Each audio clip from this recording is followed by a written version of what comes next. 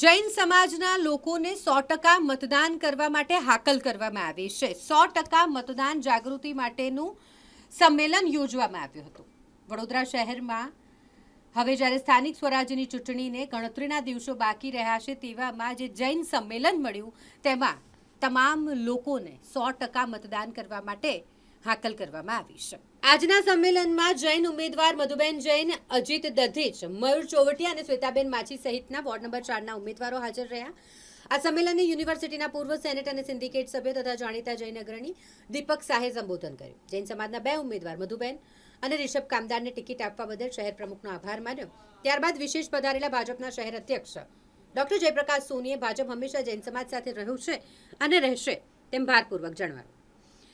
Sujal charitable trust તથા જીઓના અગ્રણી પરેશ શાહે 100% મતદાન કરવાની હાકલ કરી અને જણાવ્યું કે 26મી તારીખે 44 ડિગ્રી તાપમાન થવાનું હવામાન વિભાગે આગાહી કરી છે તે જોતા સવારે જ મતદાન કરવા સૌને હાકલ કરી હતી।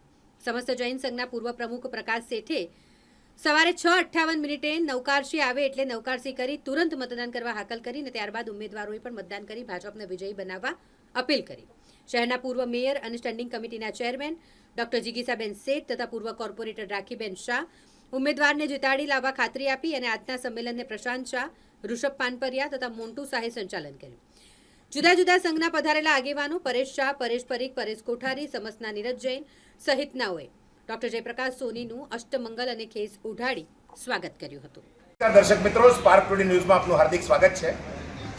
વડોદરા શહેરની અંદર ચૂંટણીના પડઘમ બરાબર વાગી ગયા છે।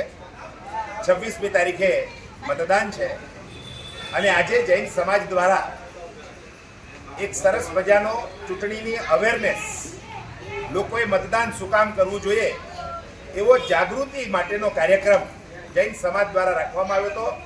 આ કાર્યક્રમમાં ભારતીય જનતા પાર્ટીના જે વડોદરા શહેરના પ્રમુખ છે માનનીય ડૉક્ટર સોની સાહેબ, જયપ્રકાશ સોની સાહેબ, આપણે એમને જ વાત કરીએ। જયપ્રકાશભાઈ, આજે જે જૈન સમાજ એકત્રિત થઈ અને જે બેઠો છે એને શું સંદેશો આપવામાં? પહેલાં તો જૈન સમાજના સૌ શ્રેષ્ઠીઓને ખૂબ ખૂબ અભિનંદન આપું છું કે આવી રીતે મતદાન કરવા માટે, જાગૃતિ ફેલાવવા માટે જે પ્રકારના સમાજનું સંમેલનનું આયોજન કર્યું છે તે બદલ ખૂબ ખૂબ અભિનંદન આપું છું।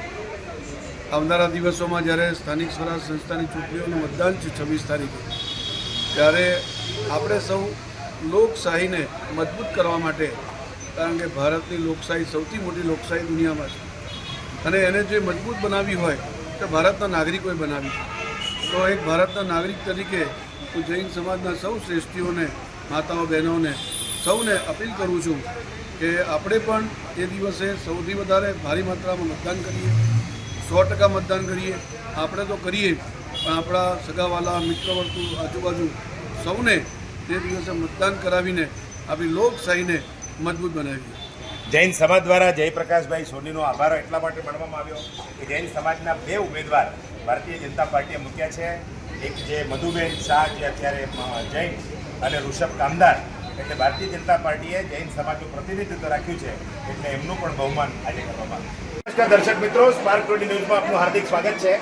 આજે જૈન સમાજ દ્વારા 26મી તારીખે જે વડોદરા મ્યુનિસિપલ કોર્પોરેશનની ચૂંટણી છે એના મતદાન માટે એક જાગૃતિનો કાર્યક્રમ જૈન સમાજ તરફથી રાખવામાં આવ્યો હતો।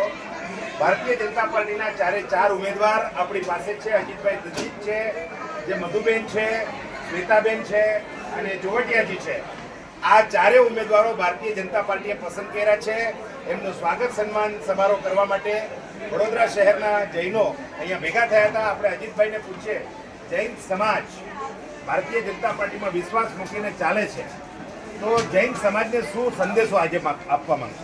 જૈન સમાજ હંમેશા રાષ્ટ્ર માટે જે કોઈ પાર્ટી હોય એને સમર્થન આપે છે અને ભારતીય જનતા પાર્ટી હંમેશા રાષ્ટ્રનું કામ કરતી આવી છે।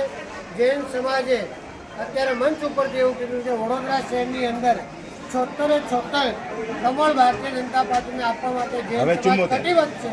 જે આ ઓલરેડી જીતી ગયા છે એટલે હવે 74 કમળ જે છે જૈન સમાજ પોતે જેટલી મહેનત કરવાની હશે કરી અને ભારતીય જનતા પાર્ટીને કમળ આપવા કટિબદ્ધ થયું છે અને જૈન સમાજ હંમેશા ભારતીય જનતા પાર્ટી સાથે રહ્યું છે।